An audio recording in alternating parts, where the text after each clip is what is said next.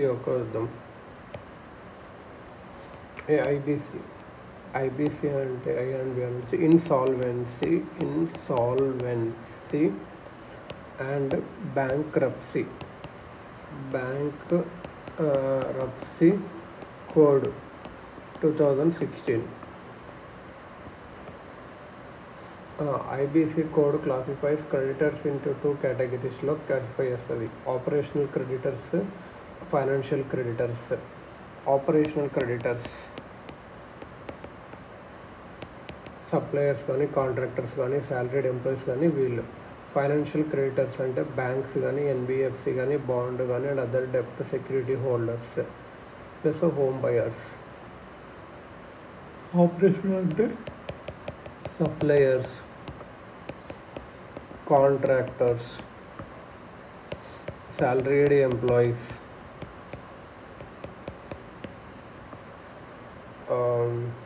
Financial creditors అంటే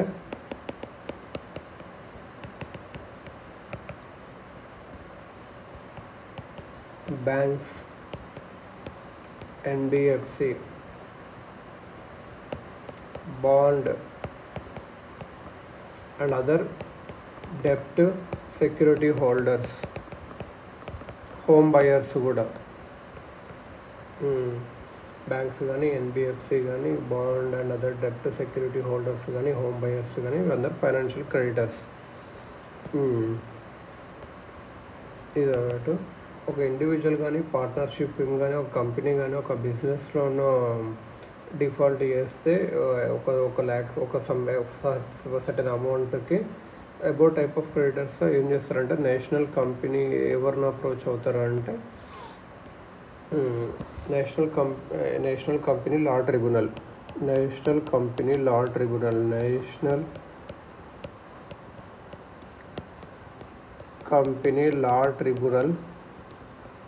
NCLT to initiate proceedings under the INB code. INB code కింద proceeding start చేయడానికి వెళ్తారు. National company law tribunal ఎన్సిఎల్టీకి 10 benches ఉన్నాయి ఇండియాలో. ఈ ఫైల్ కూడా చేయొచ్చు. ఎన్సిఎల్టీ యాక్సెప్ట్ అని చేయొచ్చు, రిఫెక్ట్ అని చేయొచ్చు. 14 డేస్లోనే చేయాలి ఏది చేసినా. ఆ పీరియడ్లో ఒక ఇన్సాల్వెన్సీ ప్రొఫెషనల్ ఉంటాడు కదా. ఇన్సాల్వెన్సీ ప్రొఫెషనల్ అంటే ఏదో కొంత కోర్సు చేసిన అనే ఐపీ అతను ఏం చేస్తాడంటే ఒక ప్లాన్ చేస్తాడు. లోన్ ఇంట్రెస్ట్ తగ్గించడం కానీ, లేకపోతే లోన్ టెన్యూర్ పెంచడం కానీ, లేకపోతే వేరే ఇన్వెస్టర్ని ఫైన్ చేస్తాడు ఈ పెండింగ్ ప్రాజెక్ట్లో వేయడానికి. ఈ ఐపీ ఇన్సాల్వెన్సీ ప్రొఫెషనల్ ఈ ప్లాన్ మొత్తం కమిటీ ఆఫ్ క్రెడిటర్స్ ఉంటారు కదా, మేడప్ ఆఫ్ ఫైనాన్షియల్ క్రెడిటర్స్ ఉంటారు కదా, కమిటీ ఆఫ్ క్రెడిటర్స్ అప్పులు ఇచ్చిన వాళ్ళందరూ వాళ్ళకు ప్లాన్ చెప్తారు. In the committee financial creditors voting power ఎంత అంటే ఎంత లోన్లు ఇచ్చామో దాన్ని బట్టి ఉంటుంది. X% of financial credit agri అయితే రిజల్యూషన్ ప్లాన్తోన ఇంకా అది స్టార్ట్ చేస్తారు. లేకపోతే ఐపీ ఏం చేస్తారంటే అసెట్స్ని లిక్విడేట్ చేస్తారు లోన్ రికవర్ చేయడానికి. దీని అప్పీల్ స్ట్రక్చర్ ఏంటంటే ఒకవేళ బారోవర్గా ఇండివిజువల్ ఒక పార్ట్నర్షిప్ అయితే బారోవరు ఇండివిజువల్ లేకపోతే పార్ట్నర్షిప్ అయితే DRT deputy recovery tribunal, DRAT, ఇంకా ఇది సర్ఫాసీ యాక్ట్ కింద వెళ్తుంది. లేకపోతే కంపెనీ అయితే బారోవర్ అనేది ఒక కంపెనీ కానీ అయితే national company law appellate tribunal NCLTకి వెళ్ళాలి. ఆఫ్ ద కంపెనీస్ యాక్ట్ ఇది అన్నట్టు. IBC not applicable on following borrowers. ఎవరి మీద నాట్ అప్లికేబుల్ ఇది ఉంటుంది. విల్ఫుల్ ఆర్ ఇన్కేపబుల్ డిఫాల్టర్ ఉన్నాడు అనుకో, ఇది విల్ఫుల్ ఆర్ ఇన్కేపబుల్ డిఫెక్టర్ చేస్తా సర్ఫాసీ యాక్ట్ లిక్విడేషన్ ఆఫ్ అసెట్స్ చేస్తారు, కేసు అయిపోతుంది. నో విల్ఫుల్గా కాదు, ఇన్కేపబుల్ డిఫాల్టర్ కాదంటే లెండర్స్ ఎవరికో NCLTకి వెళ్తారు, ఐబీసీ కోడ్ వస్తుంది, ఇన్సాల్వెన్సీ ప్రొఫెషనల్స్ రిజల్యూషన్ ప్లాన్ ఇస్తారు, అది అగ్రి అయితే కేసు అయిపోతుంది. నో అయితే లిక్విడేషన్ ఆఫ్ అసెట్స్ చేసి కేసు అయిపోతుంది. సో విల్ఫుల్గా అయితే సర్ఫాసీ, విల్ఫుల్ డిఫాల్టర్ అయితే ఎవరు సర్ఫాసీ యాక్ట్ ఇది అన్నట్టు. లేకపోతే విల్ఫుల్ డిఫాల్టర్ కాదు అంటే నో అయితే ఎన్సిఎల్టీ ఇంకా ఐబీసీ కోడ్ 2016 ఐపీ ప్రొఫెషనల్ ఇలా ఉంటుంది అన్నట్టు. ఇది అన్నట్టు విల్ఫుల్ డిఫాల్టర్ ఎవరంటే బారోవర్కి కెపాసిటీ టు రీపే ఉంటుంది, కాకపోతే రీపే చేయట్లేదు. ఇది అన్నట్టు. ఇన్కేపబుల్ డిఫాక్టర్ అండ్ ఎవరు అంటే whose loan account is in NPA for more than a year and he has no capacity to repay even partial loan amount కూడా కట్టకపోతే వన్ ఇన్కేపబుల్ డిఫాల్టర్ అంటారు. ఇది అన్నట్టు. ఈ about 2 category of borrowers are not eligible for INB resolutions process ఉండదు.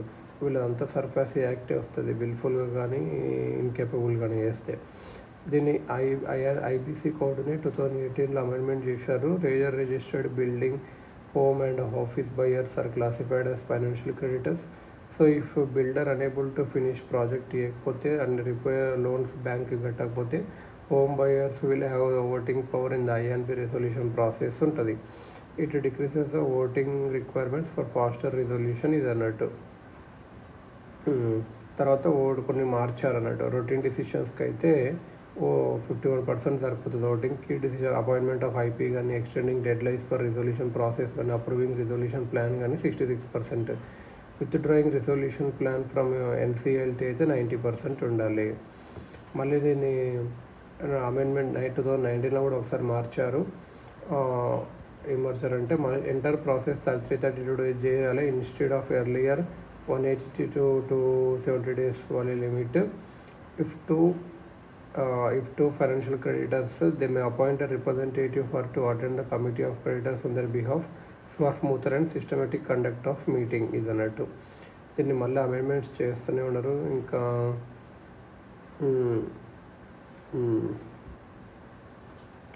does MSME businessman settle IBC quickly behind the curtains outside media limelight? No అయితే ఏంటంటే corporate insolvency resolution process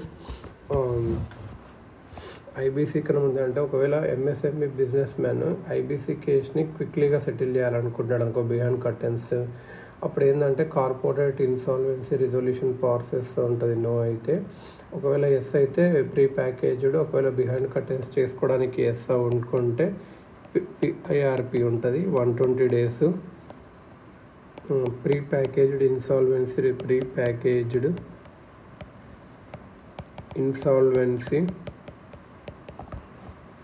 resolution process ఇది అన్నట్టు.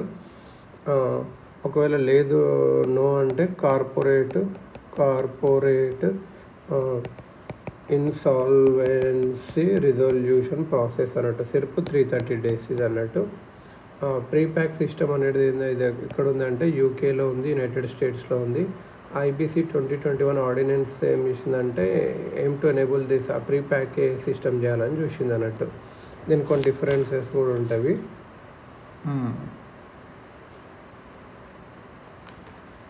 ఇది అన్నట్టు.